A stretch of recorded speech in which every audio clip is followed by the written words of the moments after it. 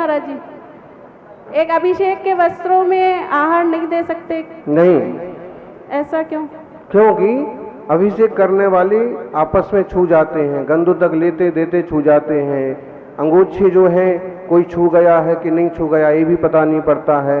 पानी कहीं कोई बीच में छू गया कि नहीं छू गया है, उसमें बहुत संभावना रहती है कि सूला बिगड़ गया हो। दूसरा, पूजा के कपड़ों से पूजा ही करना उचित है और फिर आहार दान के अपने घर के खुद के कपड़े शुद्ध धुले हुए होना बहुत ज्यादा जरूरी है। ऐसे और अति आवश्यक है, और आपको पता है कि आप कहीं नहीं छुए हैं, कपड़े आपके ही हैं, तो अभिषेक कपड़े से आप आहार दे भी सकते हैं। लेकिन मंदिर के पहने वही लपेटे और अभिषेक किया और वही घुस गए चौकी में, ऐसा नहीं करना चाहिए। हेलो, गुरुवर के चरणों में नमोस्तु नमोस्तु नमोस्तु। महाराज जी, मेरा प्रश्न है, हर व्यक्ति कर्म करता है और उस कर्मों के अकॉर्डिंग उसको फल मिलता है और उस फल के अकॉर्डिंग उसको गति का बंध होता है, परंतु महाराज जी अपने धर्म के अकॉर्डिंग कुछ कार्य अदर कास्ट के हिसाब से वो सही हैं और अपने धर्म के अकॉर्डिंग उससे पाप का बंध होता है, तो उसी के अकॉर्डिंग अपनों को गति का बंध होता है। तो क्या महाराज जी गति को बंटवारा करते समय क्या कास्ट वाइज सिस्टम बनाया गया है क्या ऊपर, कि ये इस कास्ट का व्यक्ति है, ये इस कास्ट का व्यक्ति है, तो इसके इस कर्मों के अकॉर्डिंग ये गति का बंध हो और उसको उस गति में डाल दिया जाए ऐसे? आपके पास मोबाइल है? कितने है महाराज जी? है ना। तो मोबाइल कौन कौन सी भाषा सुनता है, कौन कौन सी भाषा समझता है, आगे तक कौन सी भाषा पहुंच जाती है? मोबाइल एक मशीन है और आप जिस भाषा में भी बोलो उसी भाषा में आगे तक, चाहे आप कह पे करो तो भी वैसे ही पहुंच जाएगा। ऐसे ही अपने जैसे भाव हैं, चाहे आप किसी धर्म में हो, किसी कंपनी का मोबाइल हो, लेकिन आप जो बोलते हैं वही शब्द, वो लैंग्वेज, वो हंसना रोना पहुंच जाता है। ऐसे ही आपके भाव जैसे हैं वैसे आश्रय बंद होता है। भावों के अकॉर्डिंग आपकी द्रव्य क्रियाएं भी जैसी हैं, पुण्य क्रिया है कि पाप क्रिया है, और सम्यक दर्शन है कि मिथ्या दर्शन है, तदनुकूल निरंतर आश्रवबंध चला करता है। और इसके लिए आप तत्वार्थ सूत्र का 8वां अध्याय पढ़ो, कोमठ सार कर्मकांड जी का स्वाध्याय करो, तो जो उल जलूल जो आपकी ये शंकाएं हैं ये दूर हो जाएंगी। ओम। आचार्य श्री के चरणों में बारंबार नमोस्तु। आचार्य श्री, अभिश्रुत पंचमी में हमने अपने मंदिर जी की एक अलमारी की 5 वर्षों के बाद सफाई करी, तो कई जिनवाणी तो जैसे चूहे खा गए, तो उनको हमने जहाँ रिसाइकलिंग होती उस संस्था में भेज दी। लेकिन एक बहुत बड़ा ग्रंथ था मूलाचार, उसमें दीमक लग गई, तो उसका क्या करें? क्या करें बताइए। अभी क्या बोलेंगे कि वो दीमक को कैसे हटाओ, कि ये करो, ये आरंभ सारंभ का उपदेश तो दे नहीं सकते। अब गृहस्थी सोचो उसका क्या हो सकता है, रिसाइकलिंग हो सकती है, दीमक को अलग किया जा सकता है, तो वैसे करो। ओम। आचार्य श्री के चरणों में त्रिबार नमोस्तु नमोस्तु नमोस्तु। हे भगवान, मेरी ये जिज्ञासा है, सभी मूर्तियों का पंच कल्याणक होता है, सूर्य मंत्र दिया जाता है, फिर भी किसी किसी मूर्ति तो कोई मूर्ति तो अतिशयकारी हो जाती है और कोई मूर्ति नहीं होती है, ऐसा क्यों होता है हमारा? एक तो किस साधक ने उसमें सूर्य मंत्र दिया है, किसने उसकी प्रतिष्ठा की है, इसका भी फर्क पड़ता है। किस विधि से पत्थर लाया था, किस तरह से शिल्पकार ने उसको तैयार किया था, किस तरह से उसके साथ सारी क्रिया विधि हुई, प्रतिष्ठाचार्य कैसे रहे, जिन आचार्य श्री ने सूर्य मंत्र दिया वो किस तरह की साधना वाले रहे, इन सब चीजों का असर पड़ता है। एक बात। दूसरी बात है कि कभी कोई मूर्ति किसी को बहुत पसंद आती है, ऐसे ही समझ लीजिए कि आपके दादा बाबा को कोई मूर्ति बहुत ज्यादा आकर्षक लगती थी और भक्ति करते करते वो चले गए, अब वो कोई देव बन गए। अब वो ऐसे देव बने जो आ सकते हैं, मंदिर के आसपास रह सकते हैं, तो समझ लीजिए कि ऐसे कोई पुरखे होते हैं या कोई देवता होते हैं कि जिनकी पहले से उन मूर्ति आदि में रुचि रही हो, तो वो उसकी प्रभावना करने लगते हैं कि उसकी कोई विशेष आराधना की, किसी ने विशेष पूजा की, कोई बात मन्नत मांगी, तो वो देवता उसका सहयोग करके और उस प्रतिमा जी के अतिशय बढ़ाते हैं। यूं तो प्रत्येक भगवान की सुंदर प्रतिमा ही अतिशयकारी है, फिर भी कुछ मंत्र जाप, कुछ आचार्यों की शक्ति और कुछ स्वर्गस्थ पुरखों की उनके प्रति समर्पण सेवा से इस तरह की चीजें बनती हैं। और हमें तो हर एक प्रतिमा को ही पूजनीय, वंदनीय, अतिशयकारी मान करके आराधना करना चाहिए, सबको महान फल मिलेगा। ओम। नमोस्तु गुरुवर। गुरुवर, जब कभी भी मतलब शहर से या गांव से बाहर जाकर हम लोग अभिषेक करते हैं भगवान की, तो वो धुले हुए वस्त्र हम प्लास्टिक की एक थैली में ले जाके और वहाँ से नहा धो के और कपड़े वो चेंज करके अभिषेक करते हैं, और एक वहाँ के जो वस्त्र, धुले हुए वस्त्र होते हैं उनको पहन के अगर हम करते हैं तो हमारा अभिषेक छूट सकता है। तो इस परिस्थिति में हम लोग क्या थैली में लगे हुए वस्त्रों से अभिषेक कर सकते हैं? देखो, वस्त्र ऐसी चीज है कि उनको वहीं धो करके सुखाना चाहिए। आपको पड़ा हो तो कुछ पुरखे, कुछ बड़े बुजुर्ग तो ये है ना, एक रस्सी भी अगर उसकी छू गई तो वो कहेंगे सब 16 बिगड़ गया, फिर दो। तो वस्त्र पूरी तरह से धोना चाहिए और वो धुले हुए कपड़े सीधे ही पहनना चाहिए। पॉलीथिन में ले जा करके बदलना, डिब्बे में ले जा करके बदलना, ये आजकल का कुछ सिस्टम हो गया। बाकी वो कदाचित हल्के गीले रह जाएं कि आप पहने और आपको शीतलता महसूस हो, उनका हल्का गीलापन हो, तब भी अपन उसका उपयोग कर सकते हैं। बाकी कोशिश करें कि आधे घंटे पहले पहुंच जाओ, धोती तुरंत धो, हल्की सुखी और आप प्रयोग करो, तो वस्त्र आदि की शुद्धि, मन वचन काया की शुद्धि जितनी रखेंगे उतनी ज्यादा ऊर्जा जिन आलयों में, प्रतिमाओं में पैदा होगी, हमें मिलेगी। ओम। नमोस्तु गुरुदेव। गुरुदेव, मेरी ये शंका है कि जैसे हम साड़ी पहनते हैं उसमें फिगर प्रिंट होता है, तो फिगर प्रिंट की साड़ी पहनना उचित है या अनुचित है? अब ये टीजर प्रिंट क्या होता है हमको ही पता फिगर नहीं। प्रिंट, फिगर चित्र, चिन्ह,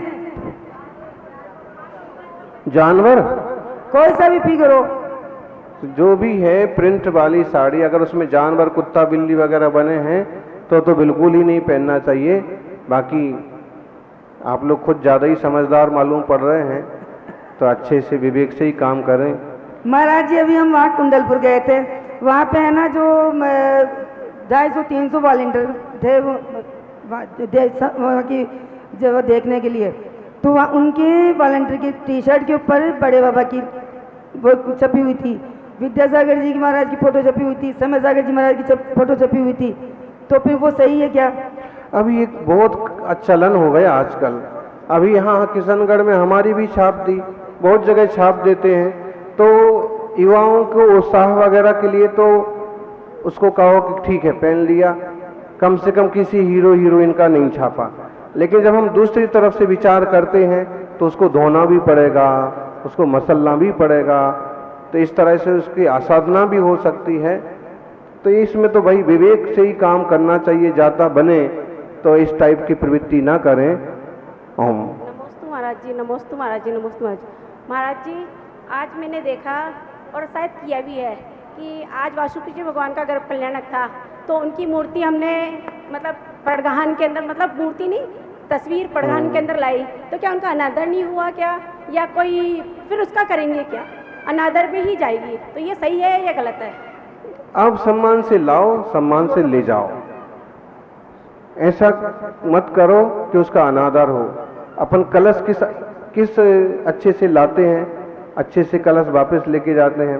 ऐसे कभी कोई प्रसंग विशेष है तो हमें चित्र आदि को, और चित्र में भी अशुद्ध चीज न लगी हो, अशुद्ध कागज या प्लास्टिक ना हो, तो कभी अगर ऐसा अवसर आता है तो शुद्धि का और सम्मान का ध्यान रखना चाहिए, और ना करें तो भी कोई दिक्कत की बात नहीं है। ओम। नमोस्तु आचार्य से नमोस्तु। महाराज जी, किसी ने पूछवाया है कि मैं अष्टमी चतुर्दशी को हरी नहीं खाती हूँ और मुझे रवि व्रत लेने का विचार है, और कुछ हरी लेके दूध लेके करना चाहती हूँ, अब कभी रविवार को अष्टमी चौदस आ जाए तो फिर मैं क्या करूँ? जो करना सो करो। नमस्ते भगवान। घाटोल से शिरीष कुमार जैन। भगवान, जब अभिषेक करने जाते हैं तो शेविंग बनाकर जाते हैं, तो किस प्रकार का दोष लगता है और शेविंग बना करके जाना चाहिए या नहीं? जो एकदम शेविंग बना करके जाते हैं ना अभिषेक करने, अगले भाव में, हाँ, ताली बजाने वाले बनेंगे। सही है।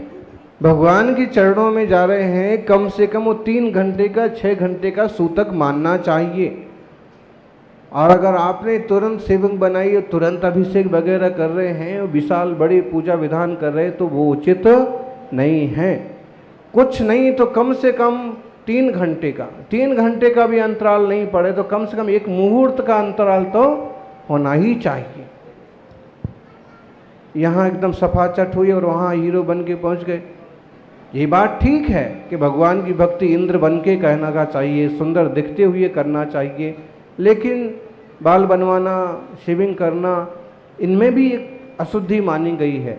तो कम से कम 3 घंटे या 1 मुहूर्त तो पालन करना ही चाहिए। उसके बाद श्री जी का अभिषेक करना, छूना। ओम। नमस्ते आचार्य श्री।